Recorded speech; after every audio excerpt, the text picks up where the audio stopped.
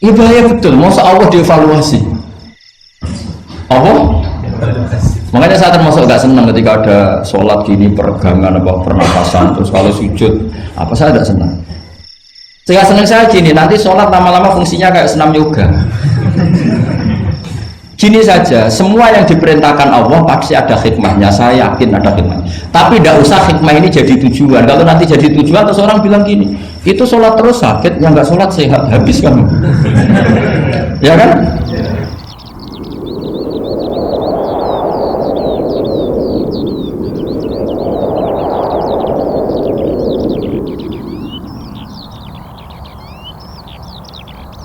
Makanya saya syukur sama ada jadi nabi dan tidak akan jadi nabi. Nah, inteleknya. Jadi ini penting saya utarakan karena sekarang itu agama mau dicerdasin, ngajinya agak gelem tapi mau kritis. Itu bahaya betul. Makanya innama ahlakal ladzina min qablikum kasratu masa ilm, karena banyak pertanyaan. Ini bahaya betul. Masa Allah dievaluasi. Apa? Makanya saya termasuk gak senang ketika ada sholat gini, peregangan, apa pernapasan, terus kalau sujud, apa saya tidak senang. Sehingga senang saya gini, nanti sholat lama-lama fungsinya kayak senam yoga.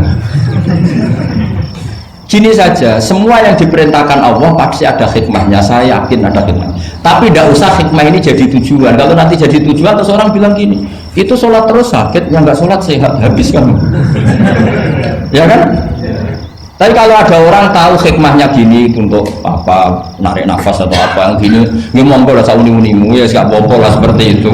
Tapi kalau jadi tujuan, jadi ya sudah, yang benar sholat itu apa? Sholat itu bukti ketundukan sama Allah Subhanahu wa ta'ala. Wasjud waqtarib, kalau berani sujud berarti insya Allah dekat sama Allah, karena itu bentuk tawaduk, bentuk tadallul, bentuk ubudiyah. Fadkhuli fi ibadi wadkhuli. Lalu kok terus dianalisis ini fungsinya gini, wah repot. Nah nanti kalau ada senam yoga tandingannya lebih efektif. Saya jantungan sujud kok nggak ngefek, tapi setelah ikut yoga kok ngefek. Saya loh ya, orang boleh nggak berpendapat sependapat sama saya, tapi kalau nggak sependapat keterlaluan, yakin. Karena dari saya jelas yang namanya wasjud ya Pak, udah ada di hadis di Quran, wasjud wa tasfu, atau sujud dan kamu menjadi nggak ada yang ada ya wasjud. Saya kira demikian. Assalamualaikum warahmatullahi wabarakatuh. Apa langsung selesai aja? Ya, ya. Masalah keimanan. Tanya apa ngeluh? Kalau tanya boleh ya, gimana? Masalah keimanan tentang qada dan qadar. Oh iya. Kalau qada dan qadar itu kita sudah ditentukan oleh Allah, kenapa masih dimintai pertanggungjawaban? Tidak. Oh iya. Betul.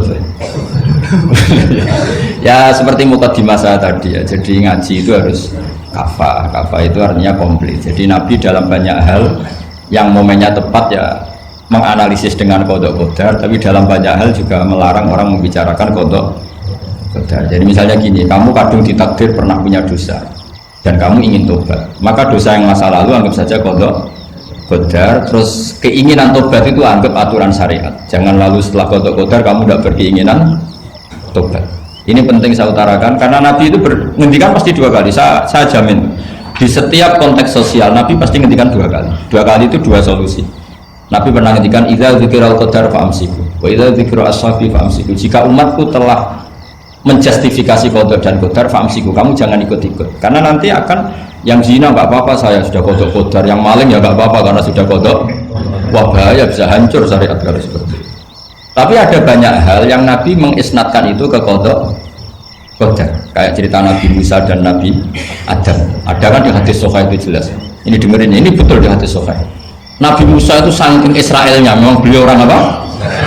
Pertama, semua Nabi kan pasti alami diangkat ke alam roh. Nabi loh ya, tidak sampean Nabi. Sampean tidak usah ambisi begitu, Nabi ini. Ketika beliau diangkat di alam roh itu ketemu Nabi Adam. Padahal Nabi Adam kan Abul Basar, tokoh utama ada. Pertama ketemu langsung ngomong gini, anta Adam, kamu betul yang namanya Adam? Ya saya Adam. Antal ladzi akhrajtan nasa minal jannati wa asqaitahum. Siapa hadisnya? Antal ladzi akhrajtan nasa minal jannati wa asqaitahum. Gara-gara kamu orang enggak hidup di surga. Jadi kalau sampai marah gara-gara kamu, saya harus cari uang sampai Korea. Gitu. Coba kalau kita masih di surga, gak perlu kerja di mana? Karena semuanya tersediakan, gak punya istri jelek, semuanya cantik karena bidadari. Gara-gara jenengan kita harus keluar di bumi dan keluar dari surga. Nabi Adam itu karena orang sepuh ya, beliau santai saja. Anta Musa, kamu betul Musa? Ya, saya Musa. Anta kalimu, ya saya kalimu. Anta Sofio, ya saya. Nabi Adam masih muji-muji rilek. Ini pentingnya orang bijak. Jadi kalau sama nanti ngelawan saya tetap bijak insya Allah. Tapi sampai bisa neraka, ngelawan kiai itu dosa. Dosa sekali, bukan dosa biasa, sangat dosa. Nabi Musa, Nabi Adam masih anta Sofio, anta kalimu. Bukankah kamu melihat di Taurat bahwa saya akan dosa dan akan dosa saya sudah ditulis 40 tahun sebelum saya dosa? Iya ya Musa, iya ya Nabi Adam, ya betul gitu. Berarti kamu mengkritik saya atalumunani fi amrin qad qadahu. Kamu mengkritik saya, menyalahkan saya dengan sesuatu yang sudah digodok-godok oleh Allah sebelum saya lakukan. Jadi sudah ditulis sama Allah 40 tahun sebelum saya salah, sudah ditulis skenario nya nanti Adam akan salah terus keluar dari surga.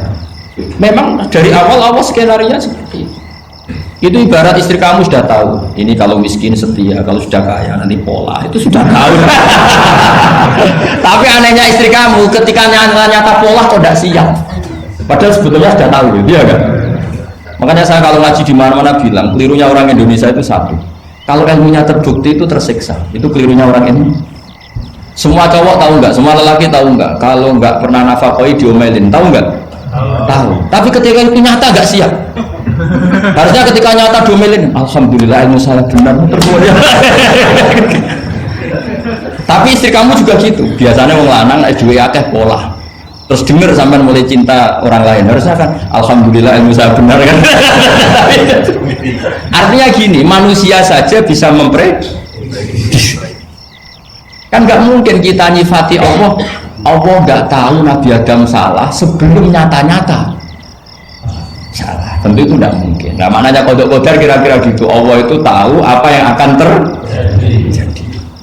Tapi tetap saja ini nggak boleh dipakai justifikasi untuk maksiat. Makanya jelas aturan Quran, saya mohon kamu nggak boleh salah. Ini nanti saya baca. Saya hafal tapi ini biar tamu ayatnya. Itu ayatnya kan ma asoba musibatin fil ardi wala fi anfusikum illa fi kitabim min qabli an nabraha inna dzalika 'ala Allahi yasir likai la ta'sau 'ala ma fatakum wa la tafrahu bima. Jadi apa yang mengenai kamu di bumi maupun ada pada diri kamu, anggap saja itu yakini saja sebagai qada qadar, supaya kamu tidak putus asa apa yang sudah terlewatkan dan tidak bangga dengan apa yang kamu sudah.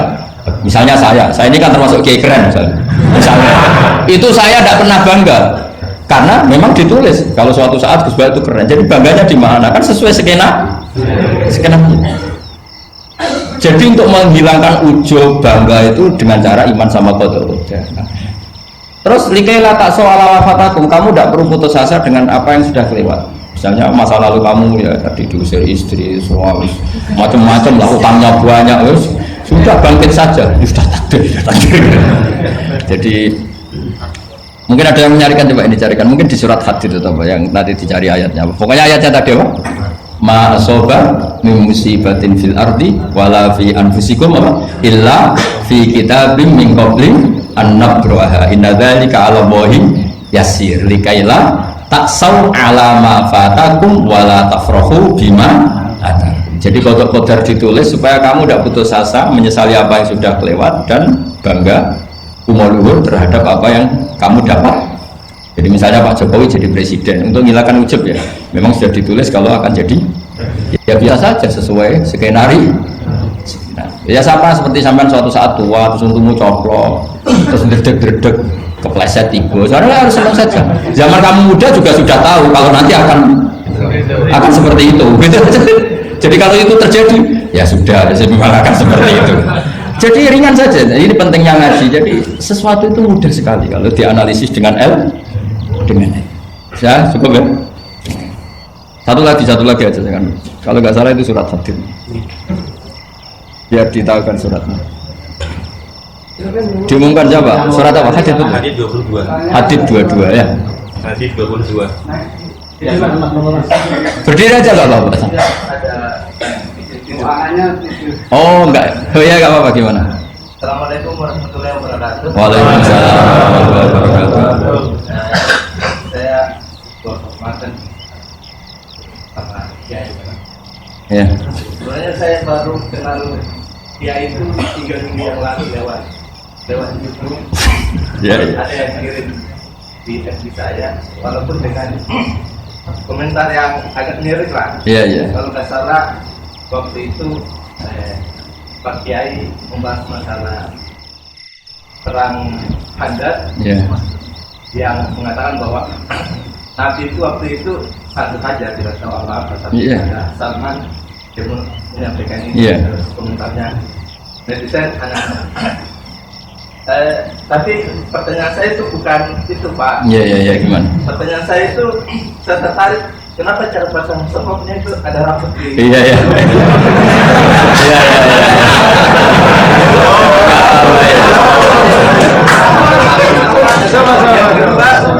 Yang kedua, sebenarnya hal umum. Saya bukan ahli apa Al-Quran, tapi ada ayat yang mengatakan bahwa sampaikanlah Dari aku meskipun satu ayat itu enggak. walaupun itu cuma satu ayat. Dari aku balihu anni walau ayat. Nah, yang itu menurut saya menjadi dengan dunia medsos saat ini, Ya. orang yang betul-betul cuma mungkin bukan cuma sekedar satu ayat, cuma satu kata, Iya. itu di broadcast yang mungkin Oh ya.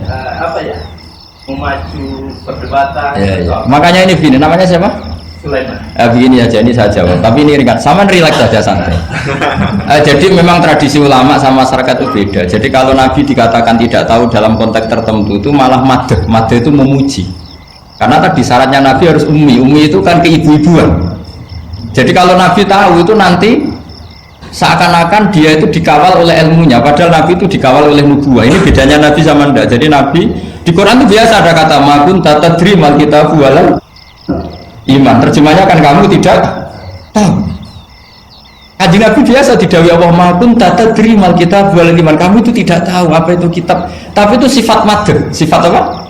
Madh. Madh itu memuji. Kenapa itu jadi pujian? Karena Nabi kalau sudah tahu urusan sesuatu nanti jadi ilmu tandingan menandingi wahyu.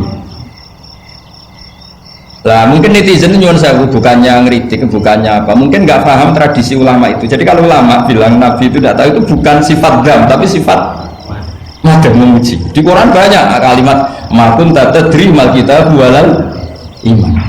Makanya Nabi ketika disuruh baca Iqra ya Muhammad, jawabannya gimana? Saya tidak bisa baca. Tapi bukan sifat buruk, justru bagus. Kalau Nabi bisa baca, ilmunya nanti dikira beliau belajar dari buku-buku, dan itu dia jadi Nabi. Wah, itu memang bacanya banyak. Clear ya ini ya, supaya nggak salah paham. Jadi dikatakan tidak tahu kalau Nabi itu bagus, madh. Nggak bisa baca juga madh, sifat pujian. Kalau kamu udah bisa baca, buruk sekali. Itu jelas. Ya kan, tahu semua kan, ketika Nabi disuruh baca bilang apa? Saya tidak bisa baca, tapi itu bagus. Karena semuanya biar karena wah. Ya, soal gaya peci saya ini Islam khas ya, khas ini. Nah, yang ini yang penting, yang pertanyaan sampean terakhir bali wa ani walau aja. Memang ini semenjak dunia medsos memang dengan tanda kutip agak kecelakaan, mengutip kutipan tokoh atau apa hanya sepotong-potong itu bahaya. Bahayanya begini, itu bukan hanya karena yang ngendikan tokoh. Meskipun Quran kalau wakafnya salah itu ya bahaya. Coba misalnya begini, ada orang wakaf di depan orang yang paham bahasa Arab. Inna woha la yastahi, terus wakaf ya Pak. Terjemahnya gimana? Allah tidak punya rasa malu.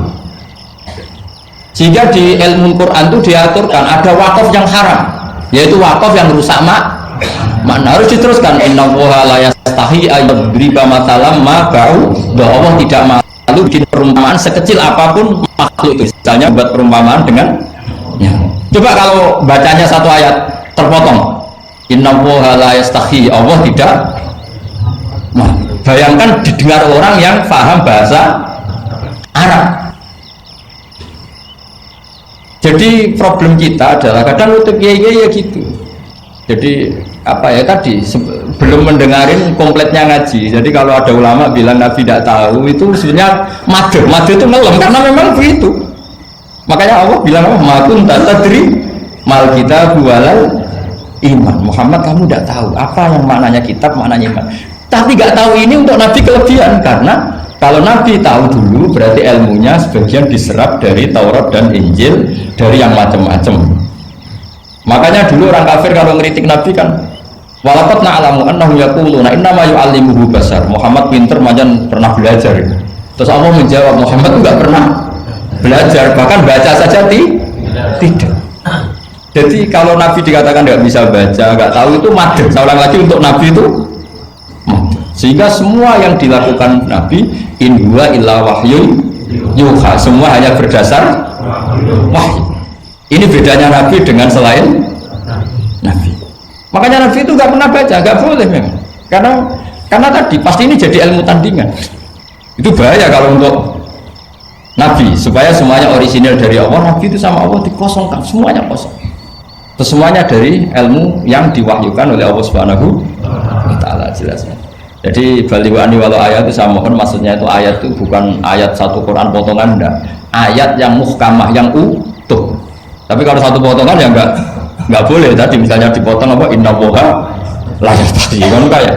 Makanya di bab ilmu tajwid kan diterangkan wa ba'da tajwidika lil hurufi la budda min ma'rifatil wuqufi. Setelah kamu tahu tajwid ikhfa idhar idgham, kamu harus mengenal ilmu waqaf. Karena sekali salah waqaf itu ya gitu Mas Leman ya. Assalamualaikum warahmatullahi wabarakatuh.